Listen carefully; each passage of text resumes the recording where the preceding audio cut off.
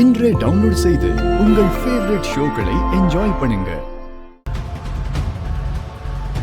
சித்தி சித்தி, உனக்கு காதுல வேலையா? நல்லாவே கேக்குது. சித்தி சித்தின்னு கூப்பிட மாட்டேன்னு சொன்ன, மறந்துட்டியா என்ன? நீ மறந்தாலும் நான் மறக்க மாட்டேன்.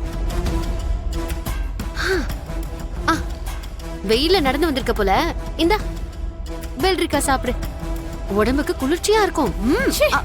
சித்தி, இன்னும் எவ்வளவு நாளைக்கு நீ ஏமாத்த போற? இன்னும் எத்தனை குற்றங்களை செய்வ? இன்னும் எத்தனை பேரு தான் நீ கொலை செய்ய போற? சொல்லு. நீ என்ன சொல்ற? எனக்கு ஒண்ணுமே புரியல. இன்ஸ்பெக்டர் விக்ரம் சார் பத்தி. அந்த விஷயமா? நானும் கேள்விப்பட்டேன். So sad. ரொம்ப நேர்மையான மனுஷனாமே. ரொம்ப சங்கடமா இருக்கு. உன் நடிப்பை கொஞ்சம் நிறுத்துறியா? நடிப்பா? நானா? பின்ன எனக்கு தெரியாம என்னுடைய டிஎன்ஏவே எடுத்து டெஸ்ட் கொடுத்தியே, அது நாடகம் இல்லையா? அந்த நடிப்புக்கு முன்னாடி இந்த நடிப்பெல்லாம் ஒரு விஷயமா பூமி? நீ வைக்கிற ஒவ்வொரு அடியிலையும் என்னோட கண்ணு இருக்கும் பூமி. நாளைக்கு என்ன அரெஸ்ட் பண்ணுவாங்கன்னு எனக்கு முன்னாடியே தெரியும். அதனாலதான் முதல்ல அவன் வாய அடைச்ச. அந்த விக்ரம் ரொம்ப நேர்மையான ஆளாம். லஞ்சத்துக்கு எதுக்குமே வளைஞ்சு கொடுக்கவே மாட்டானா.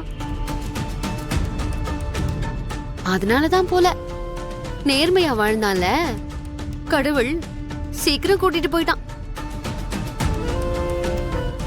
உனக்கு ஒண்ணு தெரியுமா பூமி? நேர்மையா வாழ்றவங்களுக்கு இந்த பூமியில நீண்ட நாள் ஆயுளே இருக்காதுன்னு சொல்லுவாங்க.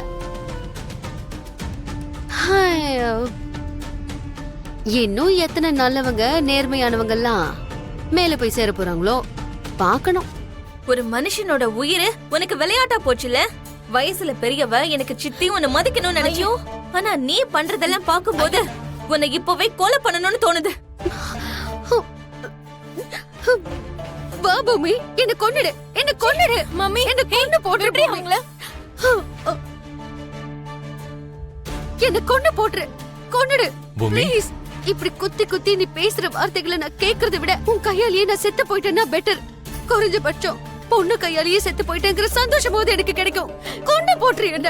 என்ன கொன்னுடு மம்மி, கொன்னுடு பூமி, கொன்னுடு. நான் இப்பவே செத்து போயிடுறேன். அபூர்வா, என்னாச்சு? மாமா, ஒவ்வொரு வாட்டியும் என்ன வார்த்தையால குத்துறத விட்டுட்டு ஒரே அடியா என்ன கொண்டு போட்டுருன்னு சொல்லிடுங்க மாமா உங்க பொண்ணு கிட்ட.